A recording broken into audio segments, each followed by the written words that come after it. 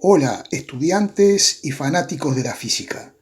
Hoy tenemos el entretenimiento asegurado con este problemita que me ha enviado un compañero desde la Universidad de Chile. Dice así: el tubo de la figura está girando en torno a un eje vertical con velocidad angular constante. Esto es un tubo en forma de L que contiene dos masas puntuales unidas por una cuerda ideal. Esto quiere decir que es una cuerda inextensible de masa despreciable. Aquí debería haber alguna poleíta, ¿no?, sin fricción, y este tubo está fijo a un eje vertical que está girando, como se indica aquí con esta flechita. Y se muestra que estos dos objetos se los designa como P1, P2, y se marca aquí una distancia X.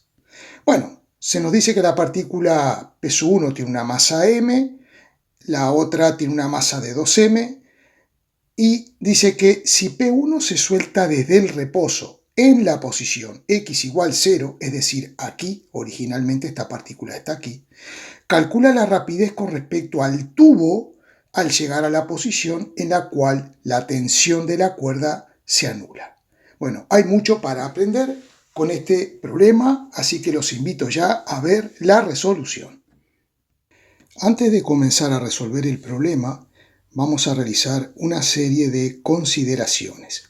Vamos a centrarnos solamente en esta partícula, considerando que no está unida a la partícula P2 y sí está unida mediante una cuerda al eje giratorio. Este ojo significa que si miramos desde aquí arriba, lo que veremos es lo que se muestra en esta figura. Bien. Tengamos en cuenta lo siguiente: esta flecha nos sugiere que el eje está girando de esta forma, y por lo tanto, si nosotros usamos la regla de la mano derecha con los dedos indicando cómo se produce el giro, el pulgar extendido y normal o perpendicular a todos estos dedos indica para dónde apuntaría el vector o pseudo vector velocidad angular. Apuntaría hacia arriba. Bien. Entonces, vamos a ver cuáles serían las fuerzas que actuarían sobre esta esferita viendo esto de perfil. Y luego vas a ver qué pasa si lo vemos desde arriba. Bien, las fuerzas que están actuando, por un lado será el peso, por otro lado la normal, que es la fuerza que hace el fondo del tubo, y vamos a ponerle a esta fuerza peso y normal. Entonces, la masa puntual, la esferita, no se mueve en esta dirección. Digamos, en la dirección del eje Y o eje vertical no hay movimiento. Pero ¿qué pasa? Esta esferita está girando. Y como está girando por estar solidariamente unida mediante la cuerda al eje, estará experimentando una fuerza centrípeta. Estará experimentando una fuerza centrípeta y entonces estará experimentando también una aceleración centrípeta que vamos a dibujar ahora y le vamos a llamar aceleración centrípeta. Es decir, el tubo y todas las partículas del tubo y también la esfera están en reposo con respecto al eje, porque todo este sistema de tubo más esfera están girando con la omega que se indica. Entonces, todas las partículas del tubo más la esfera más la cuerdita, todos están sometidos a esta aceleración centrípeta. Es decir, que este sistema acelera hacia el eje de giro. Eso es muy importante. Como la omega es una omega sub 0 constante, la aceleración centrípeta, que la podemos escribir aquí, calculamos el módulo de esa aceleración centrípeta haciendo omega 0 al cuadrado por el radio, que eso dependerá de cada partícula. Si yo considero la esferita, en esa foto se encuentra en un radio que es X. También sabemos lo siguiente, que habrá una velocidad tangencial. Entonces vamos a ver ahora, si miramos desde arriba, qué es lo que vemos. El peso y la normal son fuerzas que no voy a dibujar porque el peso apunta entrante hacia la pantalla y la normal sale desde la pantalla. Podría dibujarlo con la simbología de vector saliente y entrante, pero eso no me interesa. Lo que me interesa es otra cosa. Lo que me interesa dibujar es que habrá una velocidad tangencial en este sentido. Vamos a llamarle simplemente esa velocidad tangencial. Vamos a llamarle, por ejemplo, V, que es perpendicular al radio o al radio vector que describe el movimiento circular de esta partícula.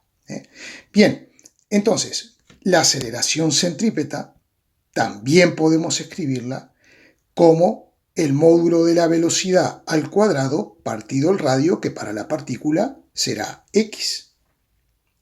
Todo esto en virtud de que el módulo de la velocidad tangencial o lineal y la velocidad angular están vinculados, ya que la velocidad tangencial se puede escribir como omega por r o omega por x en este caso.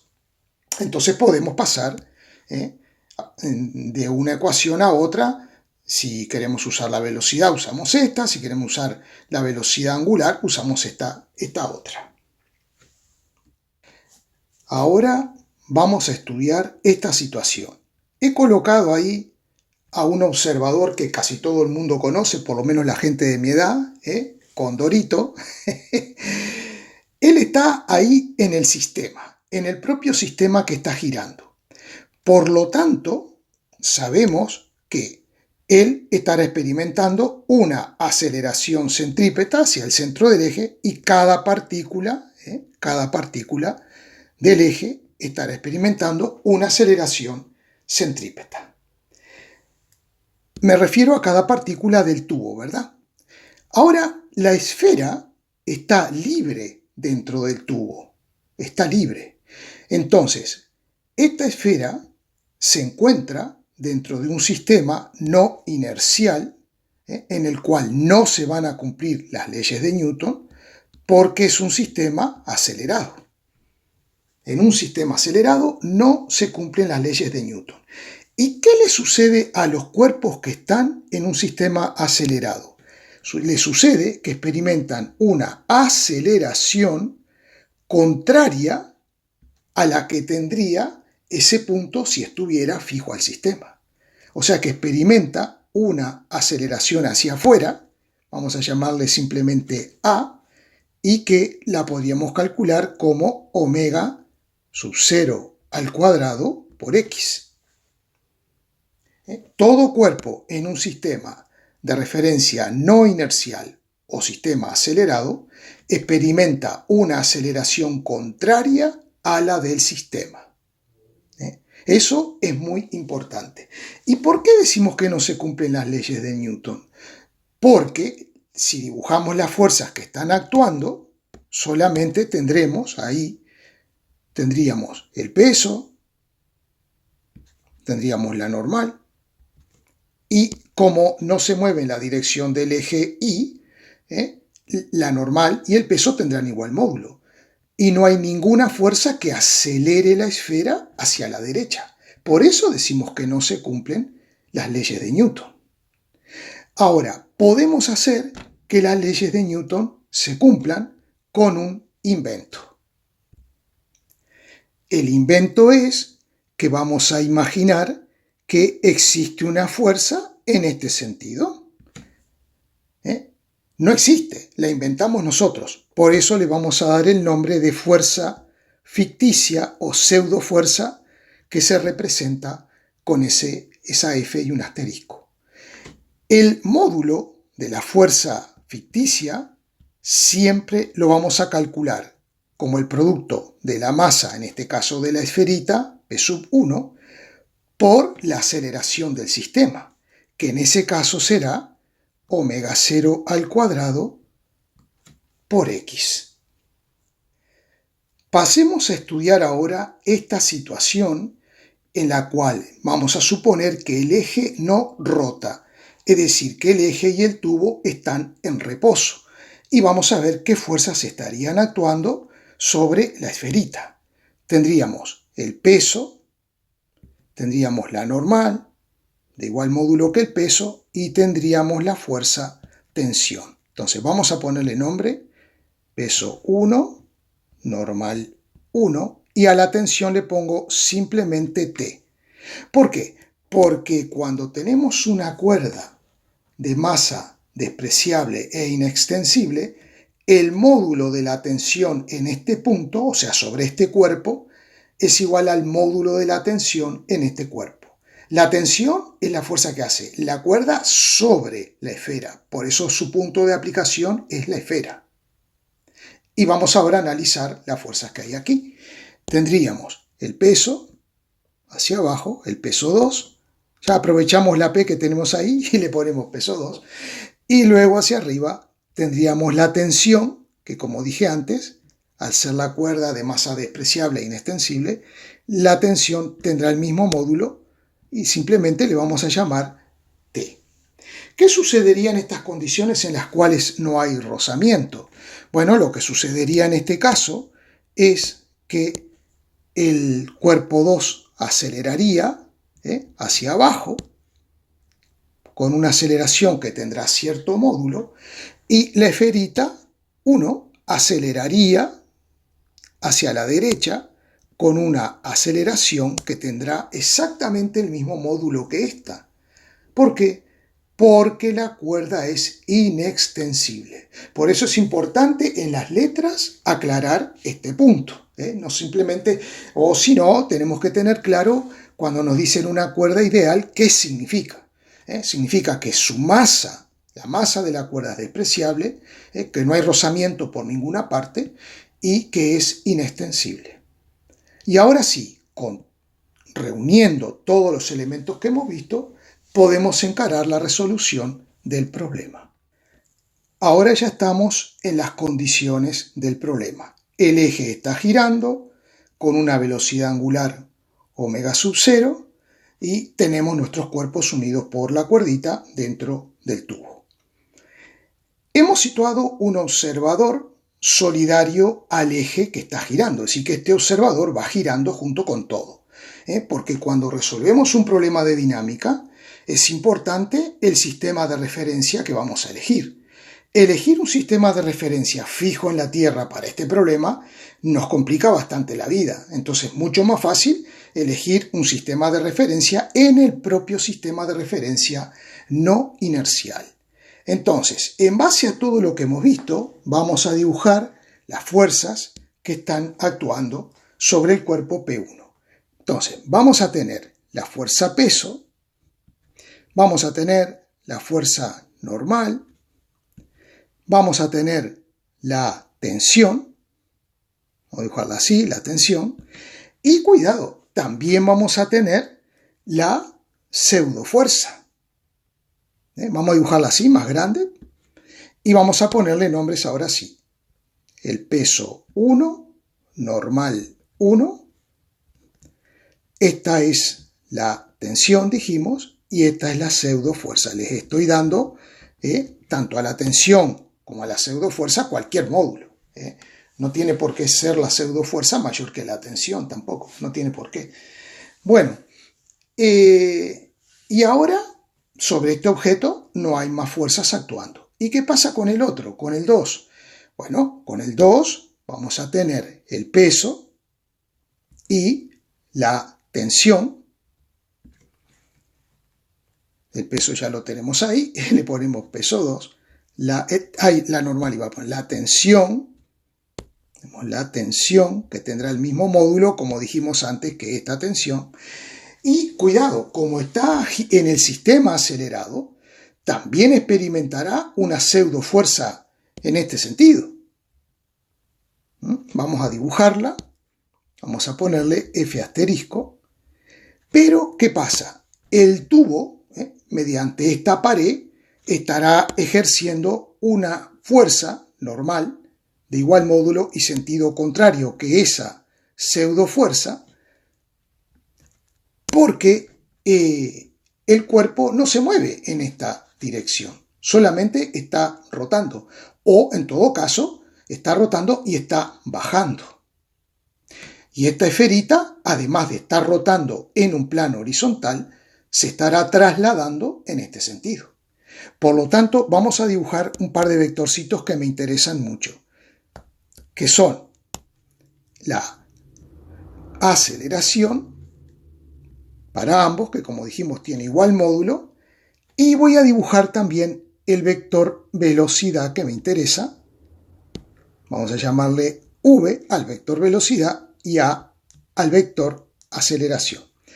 También aquí evidentemente habrá una velocidad que será, mientras estén ligados los cuerpos y exista tensión, esta velocidad será exactamente la misma hacia abajo. Hemos visto ahora, tenemos una vista desde arriba, que es muy interesante, porque aquí lo que me interesa dibujar es lo siguiente. Vamos a ver, primeramente, si la omega aquí es para arriba, si yo esto lo estoy viendo desde arriba, la omega apunta hacia mí, será un vector saliente. Por eso lo he dibujado de esta forma y la regla de la mano derecha acompañando eso. O sea, los dedos indican cómo es el giro y el pulgar extendido me indica que el vector omega es hacia afuera. Bien, ahora, lo que me interesa dibujar en la masa M1 es que por un lado tiene una velocidad tangencial o lineal, pero por otro lado, como está avanzando dentro del tubo, también tendrá una velocidad que es la que le hemos llamado simplemente v. Vamos a hacer ahora el planteo de las ecuaciones que nos van a permitir resolver el problema. Entonces, para el cuerpo 1, para esa masa puntual, vamos a aplicar la segunda ley de Newton, que establece que la sumatoria de las fuerzas será igual a la masa M1, que es m, por la aceleración, que la escribiremos así. La sumatoria de fuerzas será la sumatoria de las fuerzas en el eje X más la sumatoria de fuerzas en el eje Y, y esto será igual a la masa por la aceleración. Hemos dibujado los ejes y les he puesto O', X', Y', porque estos ejes están solidarios con el sistema de referencia no inercial. Entonces, cuando hablamos de un sistema de referencia inercial, o sea, en reposo o con velocidad constante respecto a esto, cuando tomamos los ejes le denominamos OXY. Y dejamos reservado el O', X', Y' cuando estamos en un caso de referencia no inercial. Bien, observemos lo siguiente. Sumatoria de fuerzas en Y. Habría que sumar la normal más el peso. Y su suma da 0 porque, como dijimos, la esfera no se mueve en dirección del eje Y'. Por lo tanto,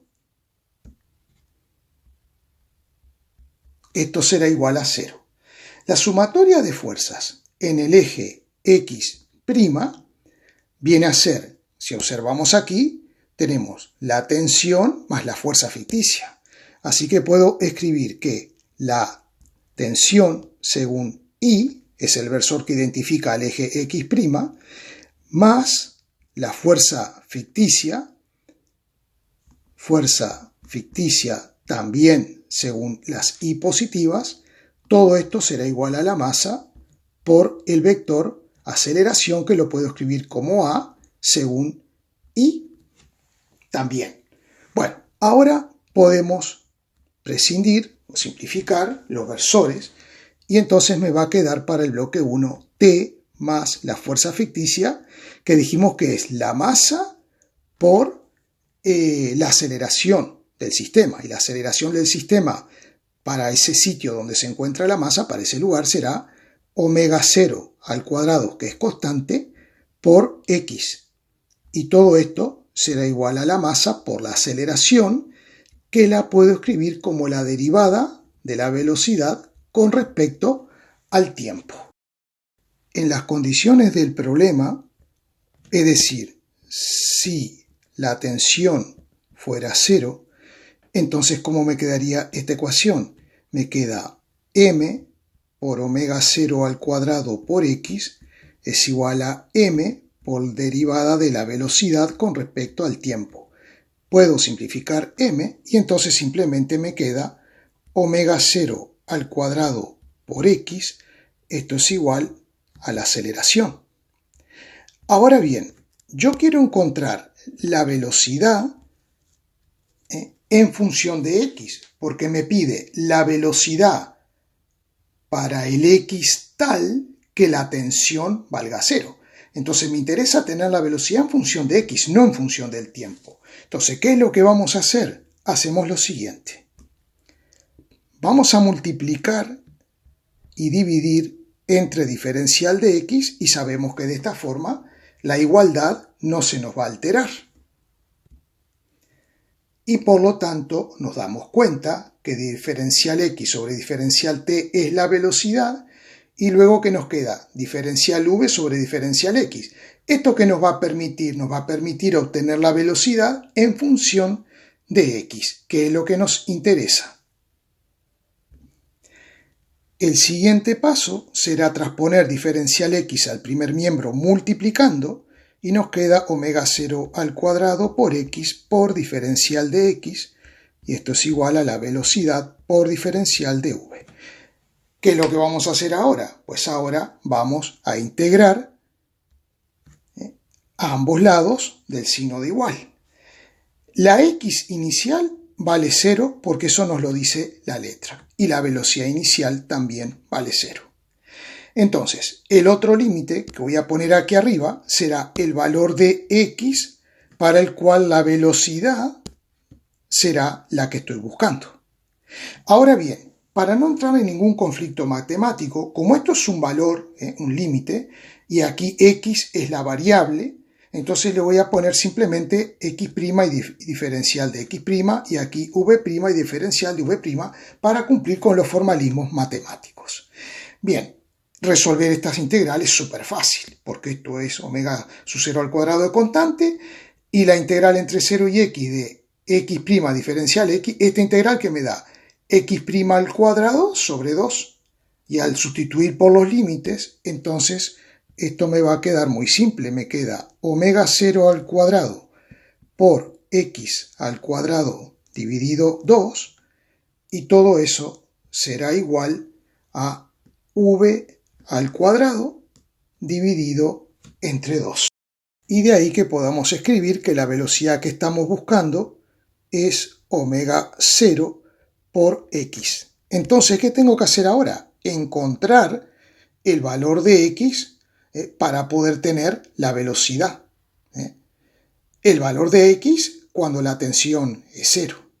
Entonces, vamos a ver lo siguiente. Para este bloque, lo que nos había quedado fue lo siguiente. La relación de módulos fue tensión más la fuerza ficticia, que es masa por omega 0 al cuadrado por x. Esto es igual a la masa m del cuerpo 1 por la aceleración. ¿Cuál aceleración? Esta, la aceleración a lo largo del tubo. Y para este cuerpo, vamos a analizar ahora el cuerpo 2, tendremos solamente fuerzas en I. Sumatoria de fuerzas en I será igual a la masa, que es 2 por m, por una aceleración que va a tener el mismo módulo que la del cuerpo 1, como dijimos. Bueno, la sumatoria de fuerzas en I, como acelera hacia abajo, será menos m2,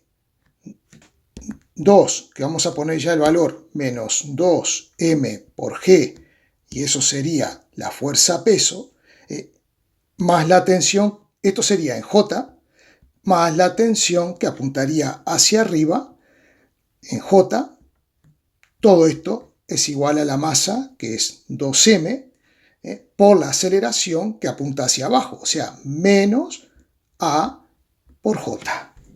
Ahora podemos eliminar J dividiendo todos los términos de la igualdad entre J, y nos queda lo siguiente, menos 2m por g más t es igual a menos 2m por a. Multiplicamos por menos 1 ambos miembros de la igualdad, entonces me quedará aquí un más, aquí me va a quedar un menos y aquí me va a quedar un más. Esta es la ecuación 2 y voy a colocar debajo la ecuación 1 del cuerpo 1, en la cual teníamos esto, tensión más m por omega 0 al cuadrado por x, todo eso es igual a m por a. ¿Y qué voy a hacer ahora? Las voy a sumar. Veamos. Menos t más t, eso me va a dar 0. Entonces me va a quedar 2m por g más m por omega 0 al cuadrado por x es igual a 3m por a. Bien, entonces ahora veo que puedo simplificar la masa y de ahí voy a despejar la aceleración. Por lo tanto, me quedará 2 tercios de g más omega 0 al cuadrado por x dividido 3. Todo esto es igual al módulo de la aceleración. Hemos escrito la misma ecuación aquí abajo, pero la aceleración la vamos a sustituir por la derivada de la velocidad con respecto al tiempo. Claro, pero mi relación es entre v y x. Yo quiero encontrar x, por lo tanto, voy a multiplicar y dividir el segundo miembro entre diferencial de x. ¿Y qué es lo que me va a quedar? Diferencial de x sobre diferencial t es la velocidad.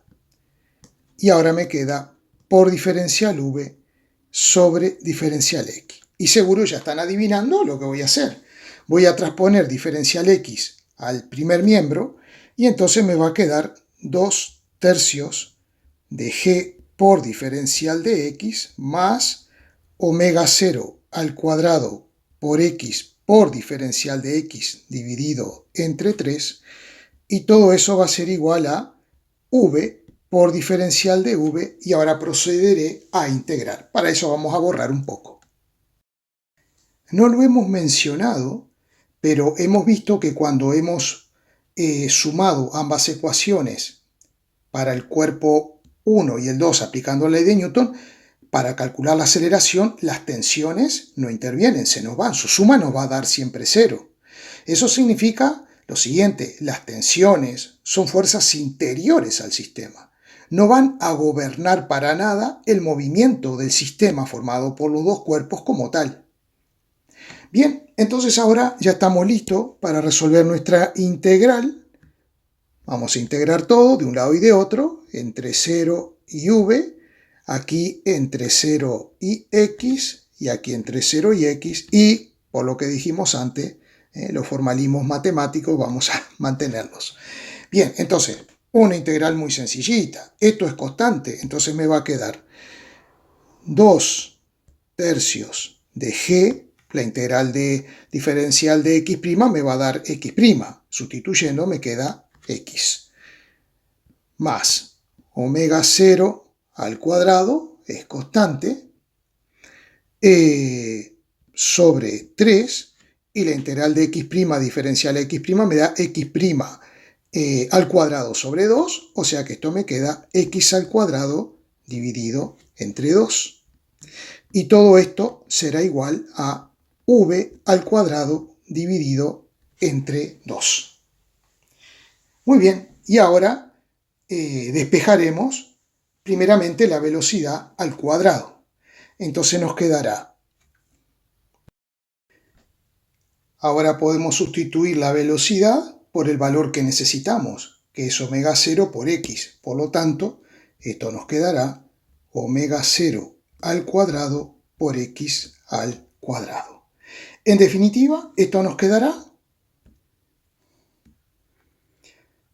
y podemos simplificar esta x con este cuadrado y con este cuadrado. Ahora agruparemos términos en x y despejaremos.